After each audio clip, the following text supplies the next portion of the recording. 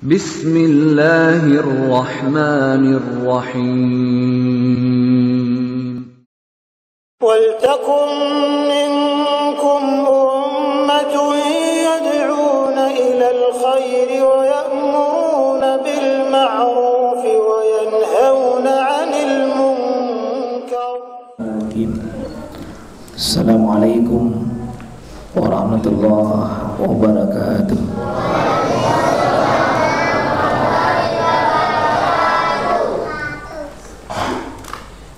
Innal hamdalillah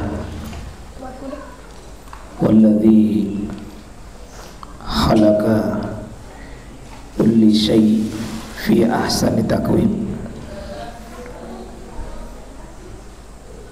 wa khalladzi yatadabbar wa ikhtilaf al-laili wan-nahar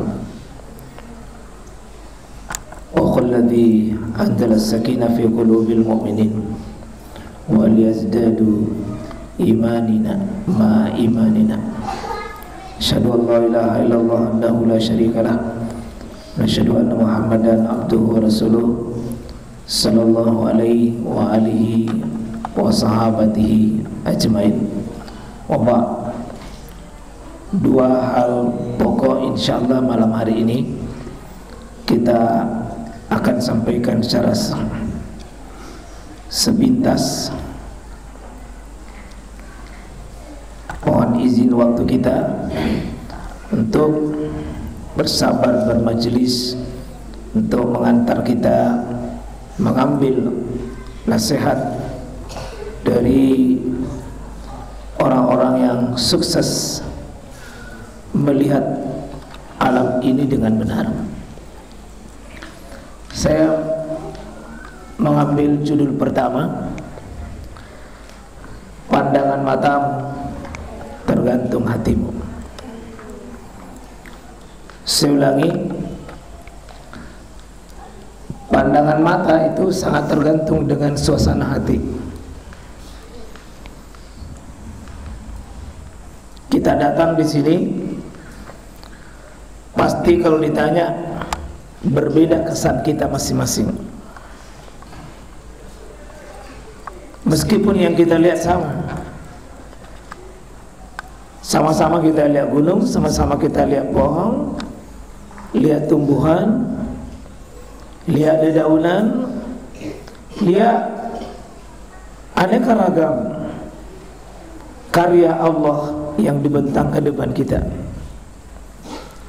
Tapi berapa besar makna yang kita ambil dari semua yang kita lihat itu tergantung dari suasana hati kita. Satu contoh saja begini. Ini ada rumah sangat mewah. Kira-kira saya bandingkan ini, Masya Allah. Orang memandang rumah ini antara tukang kayu, tukang besi, dan tukang-tukang yang lainnya, beda konsentrasinya tergantung dengan apa yang besar di hatinya. Itu tukang kayu lebih sibuk melihat sisi kayunya. Paling pada besi dia akan melihat besi apa. Orang yang melihat atap ini beda. Orang yang melihat sisi keindahan warnanya beda semua. Tergantung siapa yang memandangnya sesuatu dan apa titik perhatiannya dia dengan sesuatu itu.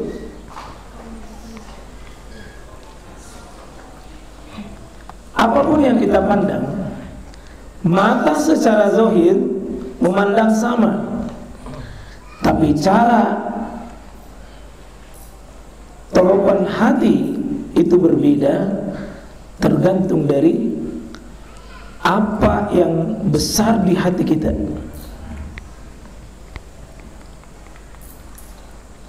Pohon ini saja, kalau orang mata zahirnya saja memandang, dia cuma lihat sepintas. Pohon ini indah, pohon begini, tangkainya demikian, selesai. Dia melihat keindahannya semata, zahirnya yang nampak di depan matanya hanya sebuah keindahan, tapi tidak tersambung keindahan ini dengan keagungan Allah kalau dia tidak punya suasana keimanan dalam dirinya. Demikian misalnya pohon ini, Masya Allah. Kalau betapa indah pohon ini, suasana apa yang bisa kita hadirkan dengan hati kita?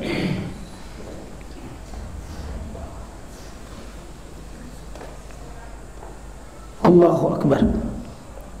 Tapi mata ini sama melihat, hati kita beda cara menangkapnya. Itu yang saya maksud, ikhwas sekalian. Pandangan hatinya, pandangannya orang beriman dengan pandangannya orang kafir beda. Orang kafir memandang dengan dua matanya hanya zahir dan dunia. Dia berhenti pada pandangan dan penilaian duniawi. Kalau orang beriman memandang sesuatu zahir, dia menangkap pesannya sampai mengambil hikmah, dan dia tembuskan sampai ke akhirat, sampai bisa meleleh air matanya, bukan karena keindahan duniawinya semata, tapi tersambung hatinya dengan suasana akhirat. Saya ulangi, orang kafir dapat uang cuma melihat uang, tapi orang beriman dapat uang, dia melihat ini kesempatan saya dapat surga. Orang kafir dapat penyakit dengan segala keputusasaan dan segala keluhan dia untahkan. Tapi orang beriman sama-sama jenis penyakitnya, tapi dia berkata, inilah saatnya saya dekat dengan Allah. Sama-sama penyakit.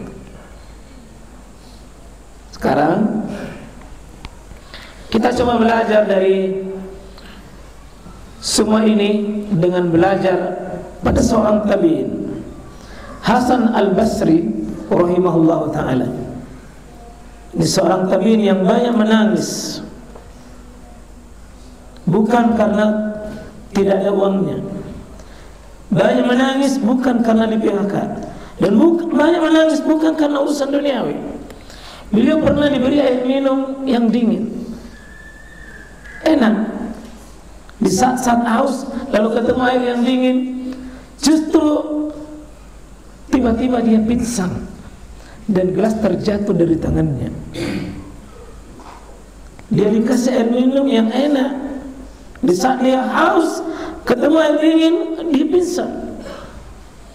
Karena dia melihat air dingin yang nikmat itu tersambung dengan akhirat.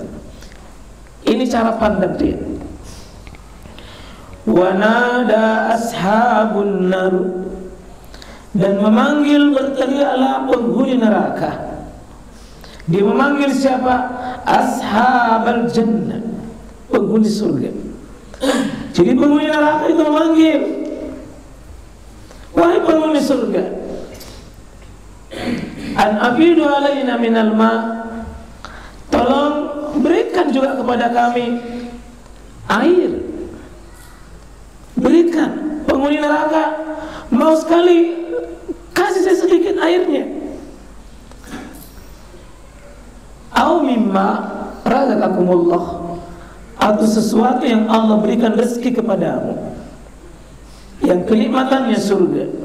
Qalu, maka ahli surga itu berkata, innallaha harramahuma, sungguh makanan, minuman dan makanan itu haram bagimu, alal kafirin, pada orang-orang kafir. Hasan al-Basri menangis karena air yang dia minum, air yang dia lihat yang dingin itu nikmat, dan dia ingat dan dia baca ayat Al-Quran, sehingga pandangannya, pandangan air minum, bisa menetes air mata. Ada orang melihat air minum. Ada orang melihat air minum justru menangis. karena dia kaitkan air minum itu dengan suasana akhirat. Bapak lihat orang main bola, mungkin kita lihat saja main bola. Tapi saya diskusi tadi dengan beberapa ikhwan, kalau pemain bola dengan orang yang cari harta itu bagus, kejar bola, kejar harta dan uang materi. Tapi begitu dia dapat, dia tidak nikmati sendiri itu pemain bola. Coba kalau ada pemain bola, dia bawa bola dari ujung sana, kalau dia sendiri yang goreng itu bola, dirampas oleh orang lain.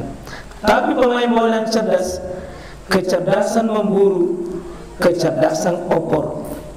Dia opor bola itu supaya cepat lepas dari tanggung jawabnya. Itulah sedekah. Dia lihat bola, tetapi justru belajar bersedekah dari cara pemain bola. Kalau dapat harta, jangan itu harta sendiri dimiliki, jangan kita sendiri yang miliki. Cepat. Justru di situ kesuksesan. Tapi kalau dipikir juga, orang main bola itu orang seperti orang tolo-tolo. Kenapa tolo-tolo? Karena sisi pandangan lain. Itu kalau dia lihat bola, masya Allah, dia tambah energinya untuk lari, untuk kejar itu bola. Tapi begitu dia dapat, tendang. Tolo-tolo itu. Dia kejar, begitu dia dapat, buang. Sebenarnya kau cari apa? Itu terserah kita mau lihat sisi mana. Coba, siapa melihat gunung hanya zahir, maka matanya seperti mata orang kafir. Coba lihat, wal jibala autada wa khalaqnakum azwaja. Allah menjadikan bumi ini bisa tegak karena ada gunung. Kalau dia lihat pohon-pohon, wa jannatin alfafa, inilah kebun-kebun pohon-pohon yang lebat.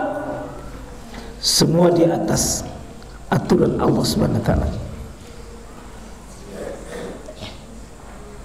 Lihat batu yang besar, lihat, ingat lagi ayat-ayat Al-Quran dengan bagaimana penghuni neraka itu dibakar dengan batu.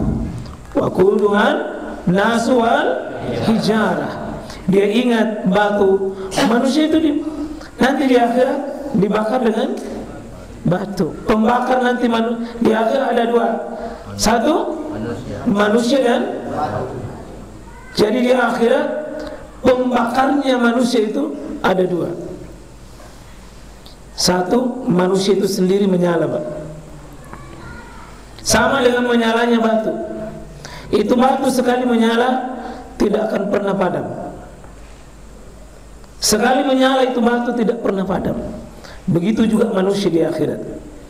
Kalau cuma sekedar dibakar masih bagus. Tapi kalau dia mentok yang menjadi pembakar, tidak akan pernah habis. Siapa yang melihat batu tapi tidak bertambah ketakutannya kepada neraka, maka dia melihat batu itu hanya seperti orang kafir. Nanti kalau lewati nanti banyak batu, pegang-pegang. Siapa tahu ini nanti yang bakar, Kak. Pegang. Siapa tahu nanti ini yang bakar saya. Ketika telinga ini tertutup, mata ini tertutup, hati ini tertutup, sebagaimana tertutupnya matanya orang kafir. Itu orang kafir, Pak, kalau uang luar biasa. Tapi orang beriman tidak. Dia cara pandangnya beda. Mari kita lihat Hasan al-Basri, air minum tapi dia menangis karena dia melihat sisi lain.